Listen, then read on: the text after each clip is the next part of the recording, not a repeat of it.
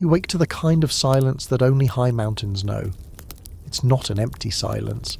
It's thick, full of waiting. The world around you seems to hold its breath. The wind has died, the birds have vanished, and the last yellow leaves cling to the aspens as if they too are afraid to fall. You stand outside your rough-hewn cabin, boots sinking into frost-crusted grass, and you feel it. That first whisper of winter crawling down from the peaks. The year has been kind so far. The streams ran clear, trout filled your traps, and the air carried the smell of pine and earth. But now that sweetness has sharpened. The sun still shines, but its warmth feels distant, thin, like a memory fading. The shadows stretch longer every afternoon, and when night comes, it comes fast. Swallowing the valley's whole, you breathe out and watch your breath turn to mist. It feels like the mountain is watching you back. And in that moment, you know the season has turned. Every mountain man knows this feeling. The quiet before the storm, the stillness that warns you. If you're not ready now, you may not make it through. There's no village nearby, no church bell, no store with sacks of flour waiting for you. Just miles of timber, stone and snow. Out here, winter doesn't forgive carelessness. It doesn't take pity. You step back inside your cabin. The single-room world you've built with your own hands. The walls smell of pine sap and smoke. A fire crackles in the hearth, small but steady. You glance around at the shelves you've built from old planks, each holding something you'll need. Salt, powder, lead, flour, dried venison. It looks like enough. But is it ever enough? You remember the stories from other trappers. Men who froze in their sleep just a few miles from safety. The one who starved with a rifle in his hands because the snow buried every sign of life. The one who went mad from the endless white silence. You tell yourself you'll be smarter. You'll be lucky. You have to believe that. Outside, a crow calls, harsh and lonely.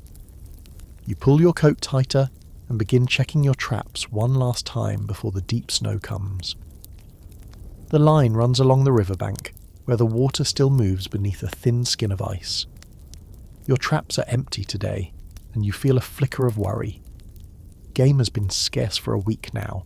They know before you do. The animals always know. You kneel beside the river, dipping your hands into the water. It bites like cold steel. You cup it and drink, tasting iron and stone. The cold climbs up your arms, your bones remembering what's coming. You stand, scanning the ridge clouds are gathering, pale grey and heavy. The peaks have already vanished into mist. It won't be long now. You return to your cabin by dusk, your boots crunching over frost. Inside, you add another log to the fire and light the tallow candle. The tiny flame dances and throws long shadows on the walls. You sit beside it, carving a strip of wood into a peg, not because you need it, but because your hands need something to do. The mountain outside feels alive, restless. You listen. The wind has returned, and with it, the faint, drifting hiss of snow. The first flakes fall softly, almost shyly, settling on the roof, the windowsill, your coat sleeve. You hold your breath as you watch the world begin to change colour, green to grey, grey to white. You can smell it, that cold, clean scent of new snow. It's beautiful, yes, but also a warning. You close the door tight.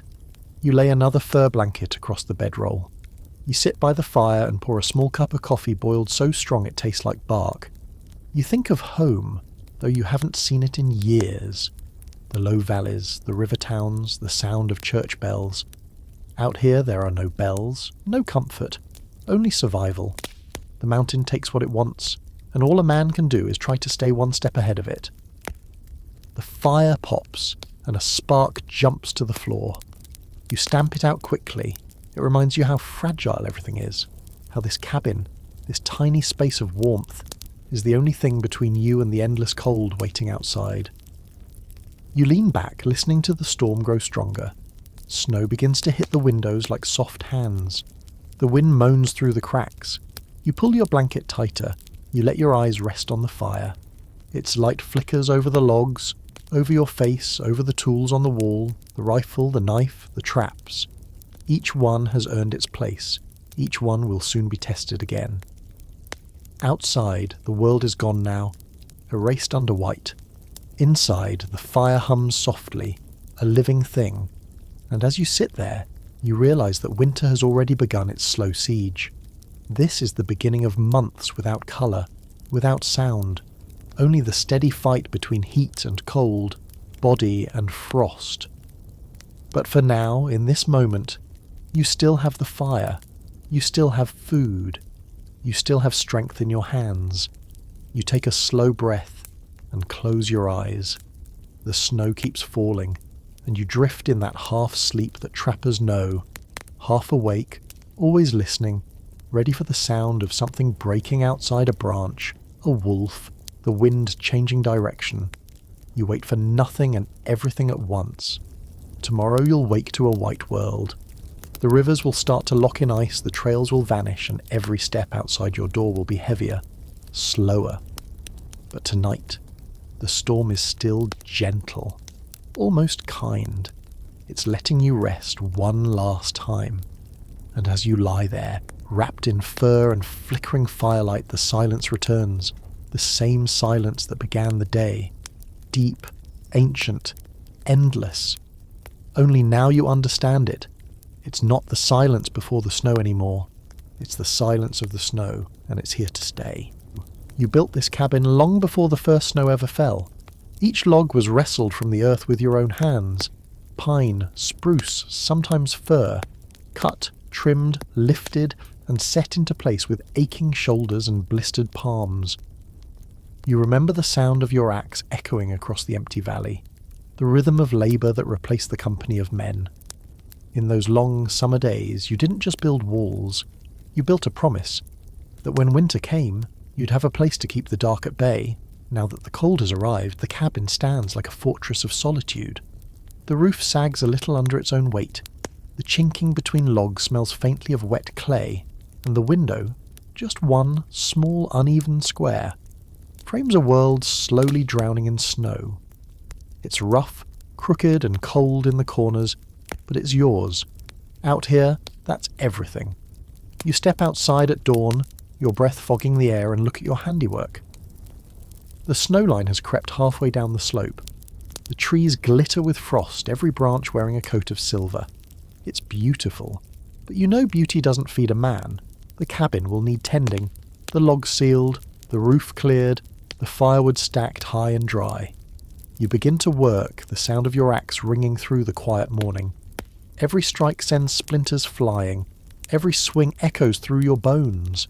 You stack the wood into tall, careful piles, a winter's worth of warmth if you're lucky. Each log is a memory of effort. You run your hand over the rough grain, feel the cold and whisper to yourself, this is survival made solid. By midday, smoke curls from your chimney. Inside, the cabin glows gold with firelight. The warmth climbs slowly, clinging to the air, creeping into your skin. You sit by the window, watching flakes drift past the glass like lost feathers. The world outside looks distant now, unreachable. You think back to the first night you ever slept here. The roof still leaked then. A mouse chewed at your flour bag. You had only one blanket and the fire sputtered out before dawn. But even then, even in that imperfect night, you felt something powerful. A sense that you had carved a home from wilderness. A place where no one told you how to live, what to believe, or when to rest.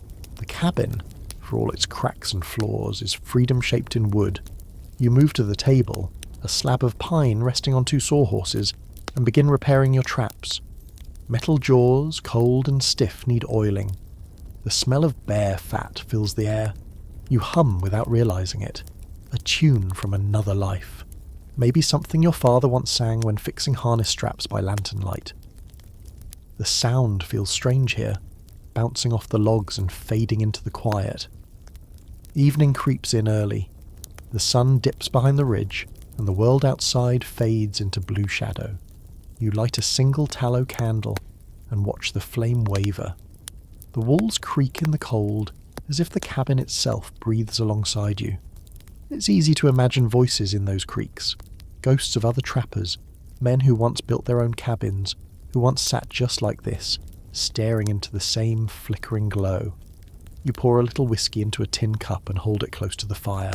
The heat brings back its scent, smoke and honey. You sip slowly, feeling it spread through your chest. It's not celebration, it's gratitude. You've survived the first snow, the roof has held, the fire still burns. That's enough to drink to outside. The wind rises. It sighs through the trees, shakes the door a little, and whistles across the chimney top. You close your eyes and listen. It's not an unfriendly sound. It's just the mountain reminding you that it's still there, still stronger than you'll ever be. You look around your cabin once more, at the fur pelts hanging on the walls, the rifle propped near the door, the simple tools laid neatly on a shelf. Each item has a story. Each one is a reason you're still alive. The traps you made from scraps of iron, the knife you traded 3 beaver skins for, the wool blanket patched so many times it's more thread than cloth. They're ugly, battered things, but they work. You remember what one old trapper once told you? A man doesn't survive by what he owns, but by what he knows how to fix. You smile faintly at the memory. That old man's bones are probably buried under some nameless drift by now, but his words have stayed. The fire snaps. Sparks jump upward and vanish. You add another log, watch it catch, and feel the warmth pulse outward. The room fills with a deep orange glow. You think about how this cabin isn't just protection from cold. It's protection from forgetting. When you sit inside these walls, you remember who you are, stripped of all noise and comfort. A man alone with his tools, his thoughts, and his breath turning to mist. Later, you step outside again. The sky's clear now, a frozen ocean of stars. The snow glows faintly under moonlight, untouched and endless. The mountains rise like black teeth against the horizon. You pull your coat tight, and for a moment the silence feels almost holy. The cabin behind you hums with warmth. You can smell the smoke drifting up, curling toward the heavens like a prayer.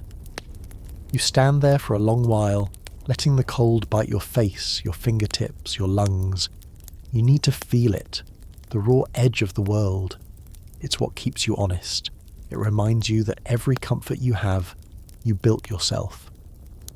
When you finally step back inside, closing the door against the cold, the quiet welcomes you like an old friend. The fire has burned low, but that's all right. You stir the embers, add a stick, and sit down again. Your muscles ache, your hands are rough, your eyelids heavy. You stretch out on the bedroll, fur pelts piled thick, and stare at the ceiling. The logs above you glow faintly from the firelight, each scar and knot casting tiny shadows. You listen to the wood creak, the wind sigh, the fire whisper. Tomorrow the snow will deepen, the trails will vanish. You'll start hunting, trapping, and rationing. But tonight, you rest in your cabin, the one you built from solitude and stubbornness. The warmth wraps around you slowly, and as your eyes close, the last thing you hear is the soft crackle of the fire, steady, alive, and faithful. The mountain outside is frozen in silence, but here, inside your cabin, you've built your own small world, fragile, flickering, but yours.